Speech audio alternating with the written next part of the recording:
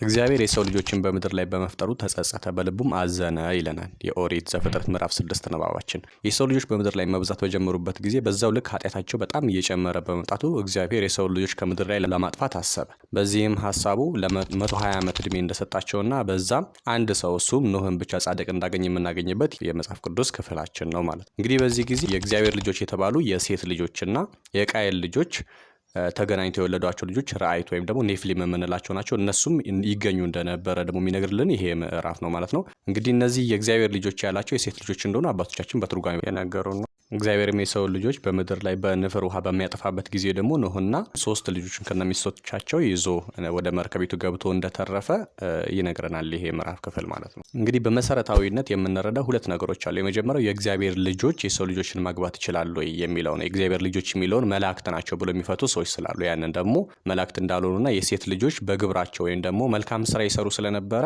በዛ ስራቸው አማካኝነት የእግዚአብሔር ልጆች እንደተባሉ፣ እንዲሁም በሁለተኛ ደግሞ እግዚአብሔር ይጸጸታል ወይ ልክ እንደ ሰው ስሜት አለው ወይ የሚለው ነገር ስንናገር የሰው ልጆች የሚሰሩት ኃጢአት ምን ያክል የከፋ እንደነበርና የሰው ልጆች በምድር ላይ የሚሰሩትን የኃጢአት ክፋት ለማሳየት ነው እግዚአብሔር ተጸጸተ ተብሎ የተናገረው።